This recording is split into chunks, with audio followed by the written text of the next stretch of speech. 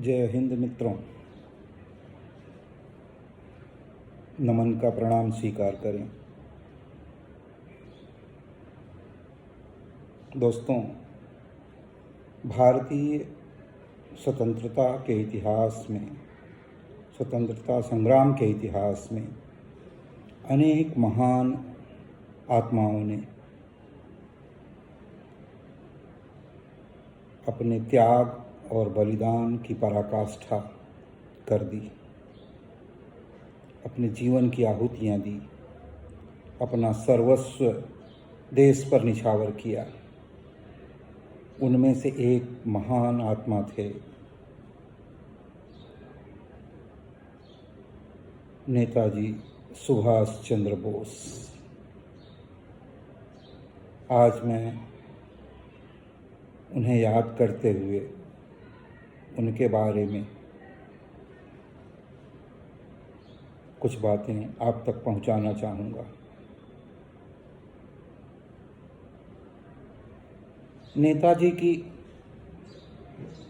स्वतंत्रता संग्राम की यात्रा हथकड़ियों से लेकर हथियार तक की यात्रा रही है।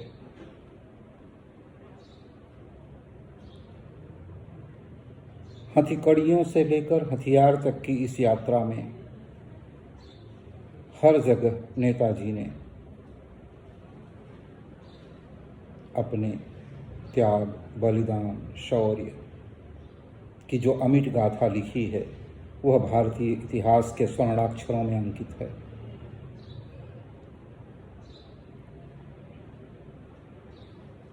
तेईस जनवरी 1897 को कटक में, उड़ीसा में पैदा हुए सुभाष चंद्र बोस अपनी पढ़ाई पूरी करने के बाद स्वतंत्रता आंदोलन में कूद जाते हैं।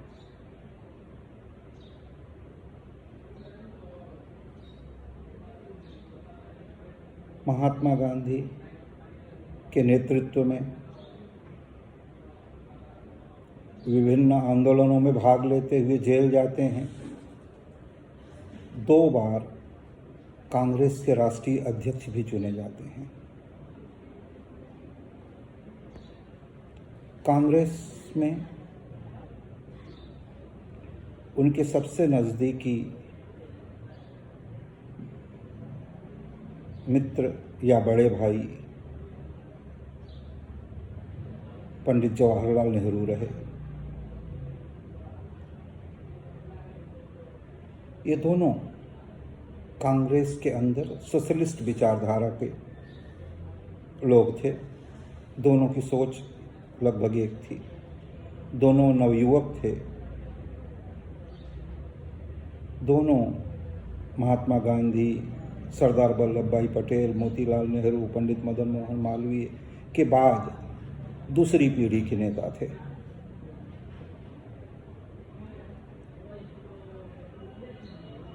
इन दोनों पर मार्क्सवाद का गहरा असर था।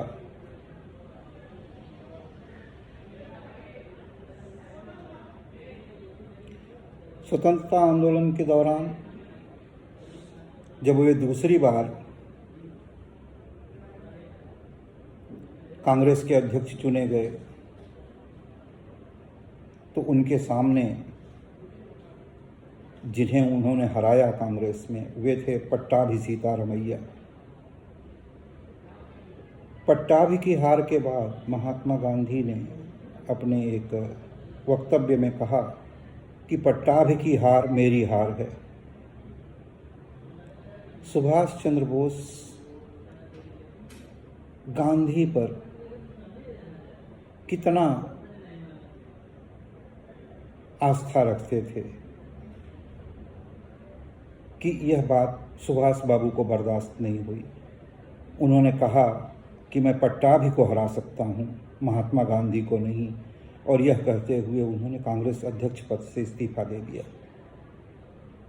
किसी में, किसी नेता में, किसी व्यक्ति में श्रद्धा का होने का, विश्वास होने का, इससे बड़ा उदाहरण कोई नहीं हो सकता। त्याग और बलिदान की प्रतिमूर्ति थे नेताजी सुभाष चंद्र बोस। उन्हें उनके घर में नज़रबंद करके रखा गया था। उस हाउस अरेस्ट से 1941 में वे भाग निकले और यूरोप चले गए। वहाँ जर्मनी पहुँचे और जर्मनी से फिर जापान। 1942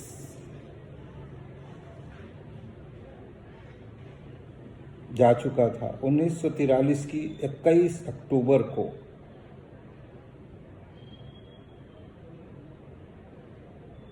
उन्होंने आज़ाद हिंद फौज की स्थापना की।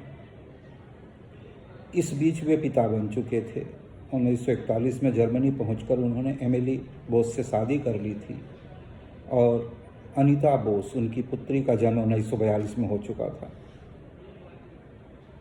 जापान और जर्मनी की सहायता से उन्होंने 21 अक्टूबर 1943 को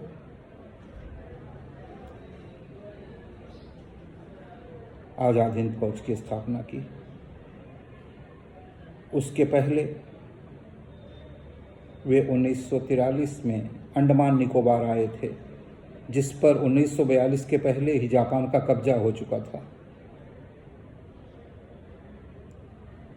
एक सरकार बनी जिसे हम कहते हैं कि देश के बाहर देश के लिए एक सरकार की स्थापना अंडमान निकोबार के पते से की गई, जिसे बाद में provisional government of free India कहा गया। उसकी फौज को आज़ाद हिंद फौज कहा गया। आज़ाद हिंद फौज में उन्होंने 4 बटालियन बनाई। यहाँ इसके पहले कि उन बटालियन का नाम लूँ, मैं आपसे कुछ कहना चाहूँगा कि पिछले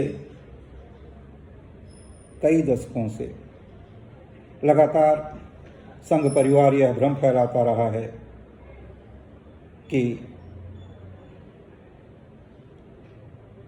नेताजी सुभाष चंद्र बोस के पंडित नेहरू और महात्मा गांधी से मतभेद थे।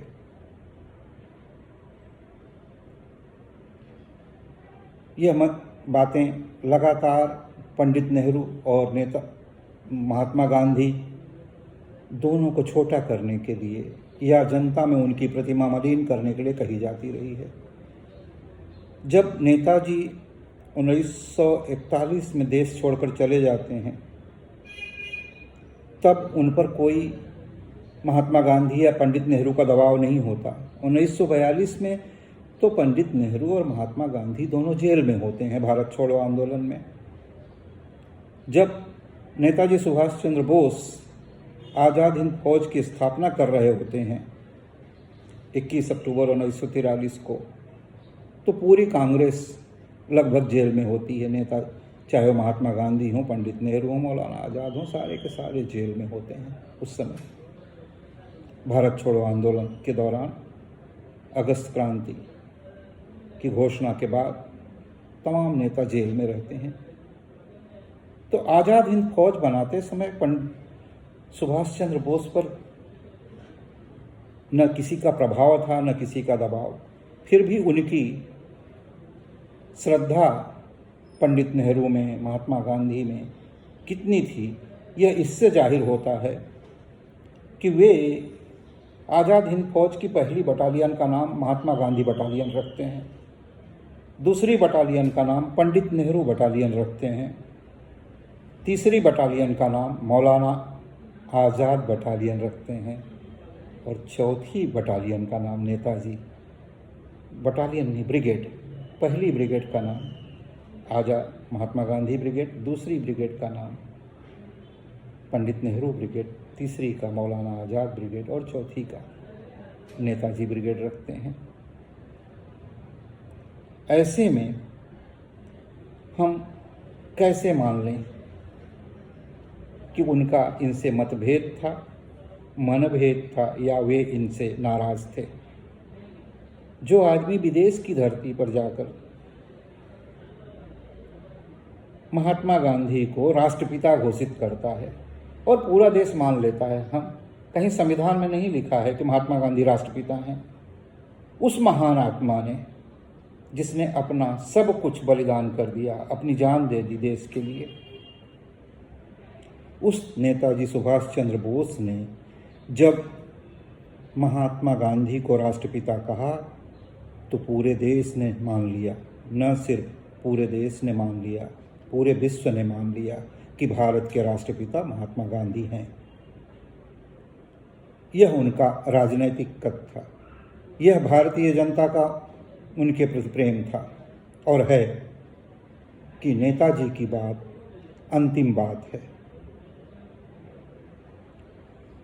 जब वे यह नारा दे रहे थे आज़ाद हिंद फौज को, इम्फाल और कोहिमा के बॉर्डर पर दिल्ली चलो का नारा दिया उन्होंने, तुम हमें खून दो हम तुम्हें आज़ादी देंगे, तुम हमें खून दो मैं तुम्हें आज़ादी दूंगा का नारा दिया जब, तो उस समय एक बात उन्होंने और कही थी आज़ाद हिंद फौज से। आज़ाद हिंद फौज के सिपाहियों को संबोधित करते हुए उन्होंने कहा कि भारत की धरती पर कदम रखते ही तुम्हारे commander in chief Netaji Subhash Chandra Bose नहीं बल्कि राष्ट्रपिता महात्मा गांधी होंगे। मैं फिर दोहराऊं कि दिल्ली चलो का नारा देते हुए उन्होंने आज़ाद हिंद फौज के सिपाहियों से कहा कि भारत की धरती पर कदम रखते ही तुम्हारे कमांडर इन चीफ राष्ट्रपिता महात्मा गांधी होंगे। यह उनका कि महात्मा गांधी में श्रद्धा थी। पंडित नेहरू का नेताजी पर प्रेम कितना था, कितना वे आज़ाद हिंद फौज के सिपाहियों का सम्मान करते थे, यह इससे जाहिर है कि उन्होंने वकालत 1919 में जलियांवाला बाग कांड के बाद छोड़ दी थी, लेकिन 1946 में आज़ाद हिंद फौज के गिरफ्तार सिपाहियों और अफसरों को छुड़ाने के लिए जो लाल किले में बंद थे, पंडित नेहरू ने तेज बहादुर सप्रू के साथ फिर काला चोगा पहना और आज़ाद हिंद फौज के एक एक सिपाही को न्याय दिलाया। आज़ाद हिंद फौज के किसी सिपाही और अफसर को पंडित नेहरू ने सजा नहीं होने दी। तो ये हथकड़ियों से हथियार तक की नेताजी की यात्रा रही। अंत में सिर्फ इससे करूँगा कि नेताजी जैसे लोगों ने की बात मैं माखनलाल चतुर्वेदी की शब्दों में कहूँ तो द्वार बलिका खोल चल भूडोल कर दें, एक हिमगिरी एक सिर का मोल कर दें, मसल कर अपनी इरादों से उठाकर, दो हथेली है कि पृथ्वी गोल कर दें, दो हथेली है कि पृथ्वी गोल कर दें। इन भावनाओं के साथ नेताजी ने अपने प्राणों की आहुति दे दी 18 अगस्त को। जापान के कब्जे वाले ताइवान के मिलिट्री अस्पताल में उनकी 18 अगस्त को मृत्यु हो गई। यह इतिहास है। एक बार पुनः नेताजी को, उनके साथियों को, आज़ाद हिंद फौज के उनके सहयोगियों को कोटि कोटि प्रणाम। जय हिंद।